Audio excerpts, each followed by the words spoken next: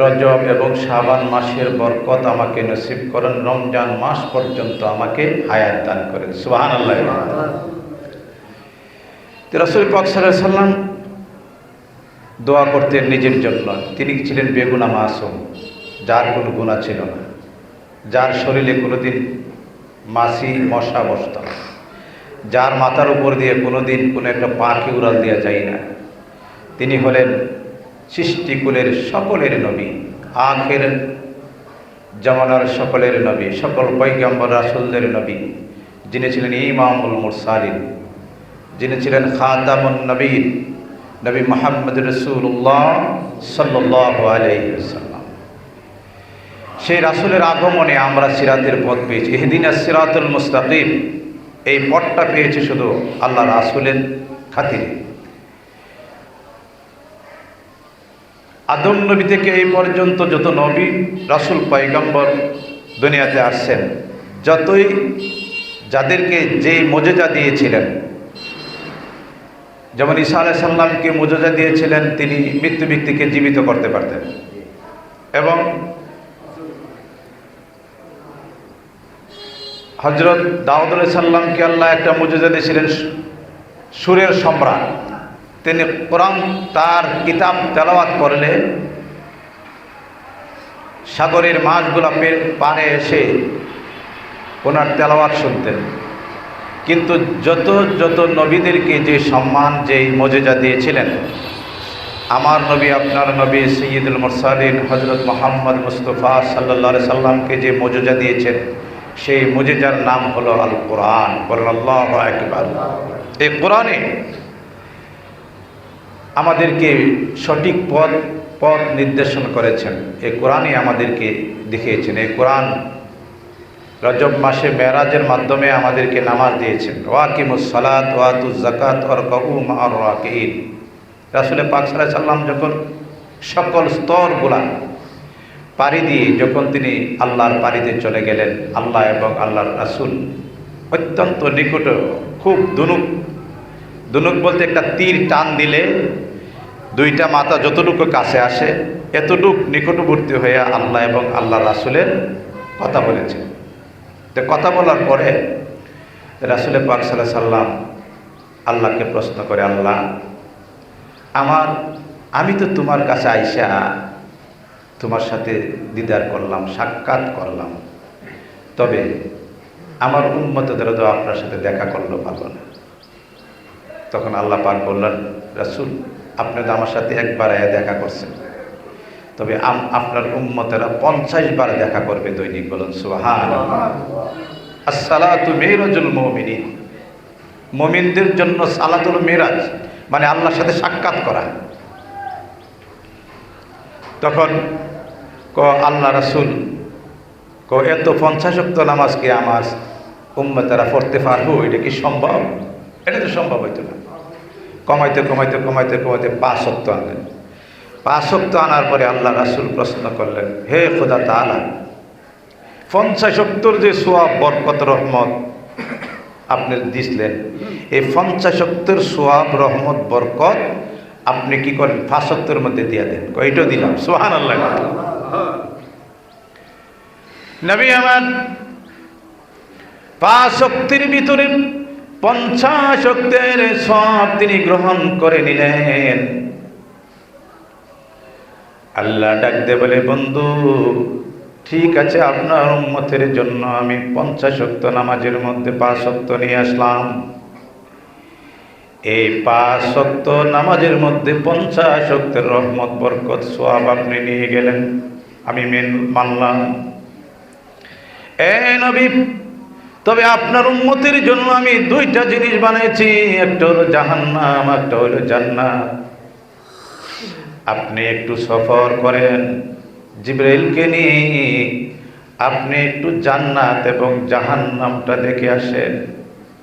নবী গো, জাহান্নামের কত কঠিন শাস্তি আর জান্নাতের কত আরাম আয়েশ একটু দেখে আসেন। আল্লাহর কাছ থেকে বিদায় নিয়ে গেলেন। জিবরাইল আমিন আল্লাহর হাবিবকে নিয়ে তিনি সর্বপ্রথম জান্নাতে ঢুকলেন। আল্লাহ পাক জান্নাতটা এত সুন্দর করে বানাইছেন, আল্লাহ কোরআনের মধ্যে বলেছেন জান্নাতুম তাজরি মিন তাহতিহাল আনহার। আমার আল্লাহ বলেন, ও পৃথিবীর মানুষেরা, ও আমার বান্দারা, তোমাদের জন্য আমি মায়া মহব্বত করিয়া জান্নাতটাকে এমন সুন্দর করে বানিয়েছি, যেই জান্নাতের তলদেশ দিয়ে নহর সম দিয়েছি, 4টা নদী আমি দিয়েছি। এই 4টা নহর প্রবাহিত যখন হয়, নহর থেকে সুগরান আসে। দুনিয়ার মানুষগুলা সুগরানের জন্য আতর, সেন্ট, দামি দামি সেন্ট ব্যবহার করে, কিন্তু আমি আল্লাহ জান্নাতে যাদেরকে দেওয়া হবে তাদের কোনো সেন্ট ব্যবহার করতে হবে না, তাদের কোনো মূল্যবান আতর ব্যবহার করতে হবে না, কস্তুরী ব্যবহার করতে হবে না। আমি আল্লাহ নহর দিয়ে বানিয়েছি, এই নহর থেকে সুঘ্রাণগুলা জান্নাতের মধ্যে প্রবেশ করবে, আর জান্নাতে সুঘ্রাণ ভরপুর হয়ে যাবে। জোরে জোরে বলুন আল্লাহু আকবার, সুবহানাল্লাহ ওয়ালহামদুলিল্লাহ, লা ইলাহা সুবহানাল্লাহ ওয়ালহামদুলিল্লাহ, লা ইলাহা হাসবি রাব্বি জাল্লাল্লাহ মা ফি কলবি গায়রুল্লাহ, নূর মুহাম্মদ সাল্লাল্লাহু লা ইলাহা সুবহানাল্লাহ ওয়ালহামদুলিল্লাহ, লা ইলাহা ইল্লাল্লাহ। নবী আমার জিবরাইলকে নিয়ে গেলেন, জান্নাতে প্রবেশ করলেন, জান্নাতটা ঘুরে ঘুরে তিনি সুন্দর করে দেখলেন। জান্নাত দেখার পরে খুব খুশি হইলেন, জিবরাইলকে প্রশ্ন করে, জিবরাইল রে,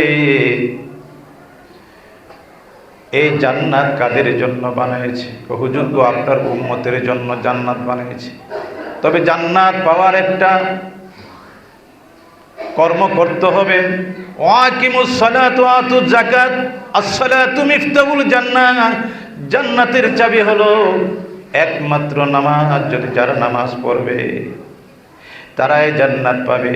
সুতরাং যারা আপনার অনুসরণ অনুকরণ করবে, আল্লাহর বিধান মেনে চলবে, ওয়াতাসিমু বিহাবলিল্লাহি জামিয়া, যারা আল্লাহর রজ্জুকে সঠিকভাবে ধরবে, আঁকড়ায়ে ধরবে, আল্লাহ তাআলা তাদেরকে জান্নাত দান করবেন। জোরে জোরে বলুন আল্লাহু আকবার। রাসূল খুব খুশি হইলেন, খুব খুশি হইলেন, খুব আনন্দ যে আমার উম্মতেরা জান্নাত পাইব। আমি আজকে মেরাজে এসে এই জান্নাত দেখলাম, আমার এত সুন্দর আরাম আয়েশের জান্নাত আমি দেখলাম আমার উম্মতের পাবে, এর থেকে আর খুশি কি হতে পারে? আল্লাহ রাব্বুল আলামিন ডেকে বলেন, জিবরাইল আমিন, আমার বন্ধু জান্নাত দেখার পরে খুব খুশি হয়েছে, তার মনটা খুব প্রফুল্ল আনন্দিত। তবে আমার বন্ধুর উম্মতের জন্য যে আমি একটা জিনিস রেখেছি, ওইটাও দেখায় দাও। তিনি চলে গেলেন জাহান্নামে। জাহান্নামে প্রবেশ করলেন, দুজনে জাহান্নামে প্রবেশ করলেন, দেখতে শুরু করলেন, পরিদর্শন শুরু করলেন। জাহান্নামে প্রবেশ করার পরে দেখে একজন মহিলা কিছু মহিলাদেরকে শাস্তি দিতেছে। এমন শাস্তি পৃথিবীর জমিনে কোনো মানুষ, কোনো জাতি, কাউকে কোনো শাস্তি দেওয়া হয় নাই। মহিলাগুলা এমনভাবে চিল্লা চিল্লি করতেছে, এমনভাবে কান্না করতেছে, তাদের কান্নার আওয়াজে মনে হয় জাহান্নামটা থর থর করে কাঁপতেছে, থর করে কাঁপতেছে। তাদের তালুর মধ্যে পেরাগ মেরে দিয়েছে, আগুনের পেরাগ মেরে দিয়েছে তাদের মাথার তালুর মধ্যে। আর এই পেরাগের মধ্যে লোহার জিঞ্জিলের আগুন দিয়ে, আগুনের জিঞ্জিল দিয়া তালুর ভিতরে দিয়ে জাহান্নামের আগুন ঢুকতেছে। ভিতরের নারী বুড়িগুলা জ্বলে পুড়ে উনানের সেই বাতের বাতিলের মধ্যে যেমন ভাবে পা গড়ে বক বক করে, এমন ভাবে বক বক করে তাদের নারী বুড়োগুলা নাক দিয়া মুখ দিয়া পায়খানা রাস্তা দিয়া নাক দিয়া মুখ দিয়া বাইর হইতেছে। জোরে বলেন আল্লাহু আকবার।